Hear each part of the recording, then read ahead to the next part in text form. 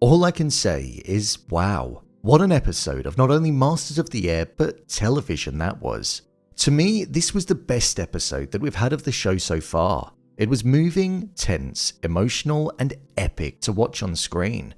Focusing on a mission that the 100th were carrying out at Munster with the intention of bombing a railway yard, we witnessed the squad going up in the air far more regularly than what they felt was right. With Bucky also returning to base following the news of what happened to Buck, we got a deeper insight into his mind as he was dealing with the news that Buck was no longer around and was shot down on the mission to Bremen.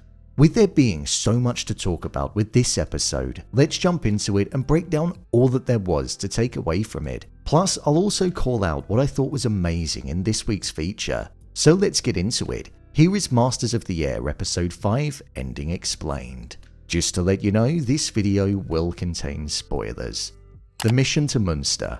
This episode was focused on the mission to Munster that was carried out, and it was clear to see that the mindset of the squad was that of fatigue and feeling like they'd been going up on missions back to back with barely any break, and not thinking that was right. The orange glow of the light that would often appear was something which felt like a haunting reminder of what it was that they had to do whilst they were in their brief moments of downtime, knowing that their life could come to an end moments after that orange glow was emitted. Once in the sky, we got some of the best moments that we've seen in the show from a visual perspective. There were 13 planes that were sent up into the sky from the 100th squad, and only one of them returned, which was led by Rosenthal.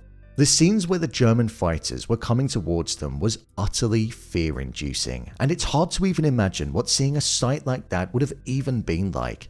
The 100th looked outnumbered, and it's clear to see why it seemed so easy for them to get picked off one by one. The utter devastation that we were watching, where planes were just blowing up on the spot, meaning chutes weren't able to be launched and people were just getting engulfed in flames from the inside, was just horrific to imagine. There was a really haunting moment where around Rosenthal's plane there was just debris floating in the sky. The debris was once planes which held people that they knew inside, and now they were nothing, and the people were nowhere to be seen. It was after this moment where we saw that Rosenthal's plane was the only one that was left in the air, as all of the others had been shot down.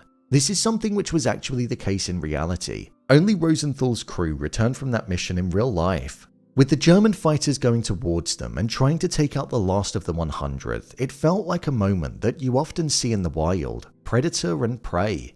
Rosenthal and his crew looked so vulnerable in the sky out in the open on their own, and seeing the German opposition just chasing after them trying to shoot them down, there was this animalistic feel to it that we were watching unfold. During this scene there was a moment where it went into slow motion and we saw Rosenthal looking across at the German pilot and locking eyes as they flew past each other, something which I thought was a nice touch.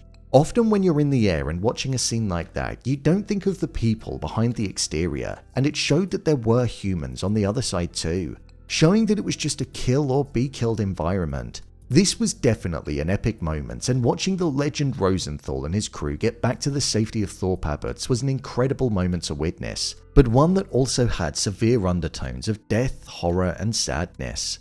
The actual mission to Munster was something which actually made the 100th Bomb Squad be known as a jinxed unit. It was known as the Bloody 100th due to the many casualties and deaths that would be present. But from there on, it was also known as the jinxed unit, something you definitely wouldn't want associated with it. The mission that went ahead was actually the most violent Luftwaffe attacks that were seen at that point, and I feel the show definitely did get that across, because it looked like a mission in itself to just try and survive what was going on. The scene on the ground where Rosenthal got off of the plane where he was looking at the effects of what occurred to everybody that was on board with him. It was one of just shock and horror, and it ran through me whilst watching.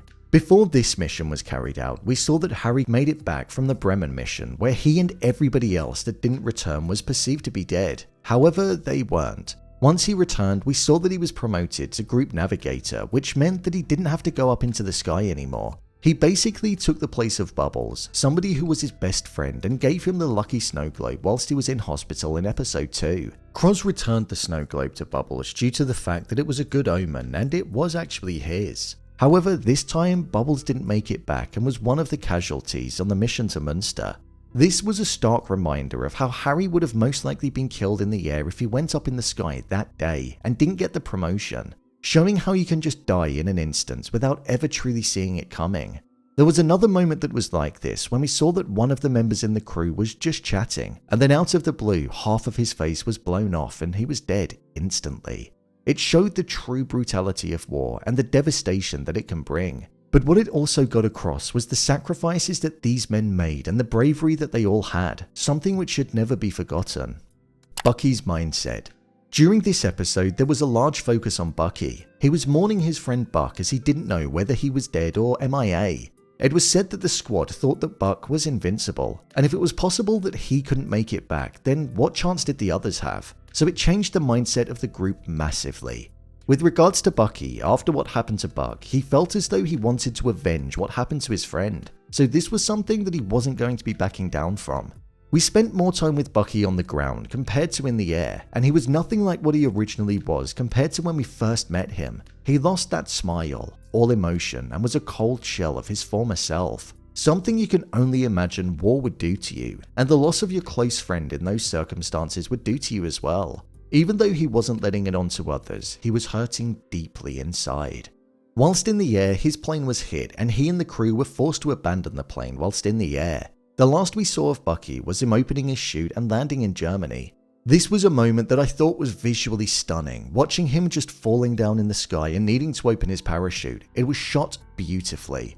Now he's in enemy territory, so not only is he on his own, but he's going to have to navigate his way out and hope that he manages to survive. This is going to be an arc of the story which is going to be so interesting to follow for the remainder of the season. Bucky was a leader amongst the 100th, so with him no longer there, it does make me wonder how the group is going to be moving forward, as all of the experience that was once there no longer seems present. Overall review. I thought this episode was just incredible. I felt so emotionally moved by what I watched, and whilst some of the episodes have made me come close to how I felt, this one really did hit home the danger that was present and the fear yet bravery that all these men had. The standout moments for me was when the German fighters were straight ahead and they were coming in thick and fast. Another was when the debris of the plane that their friends were in was just floating around them, and also when Rosenthal locked eyes with the German pilot. I'd also say when Croz read Bubble's letter that he wrote to his partner back home when he thought he was dead. That was an emotional moment for sure, as we felt the pain that Harry was feeling. We got to see a bit of conflict in the group in this episode and the mindset that can be present when new recruits come in and replace the members that were once there but are no longer around, something which you imagine would be present. After an episode where we weren't in the sky last week, being back up there this week made it even more powerful to watch. This show is genuinely getting better week after week, and after looking at the trailer for next week's episode, it looks like we're going to see more of the brutalities of the Second World War. With Bucky landing in Germany, it's going to be interesting to see him trying to navigate his way out of it and if he eventually finds his way back to safety. So, there you have it, Masters of the Air Episode 5 Ending Explained. If you want to see more videos on Masters of the Air, then click on the card in the top corner. I cover the show every week, so be sure to come back on a Friday for videos on the show.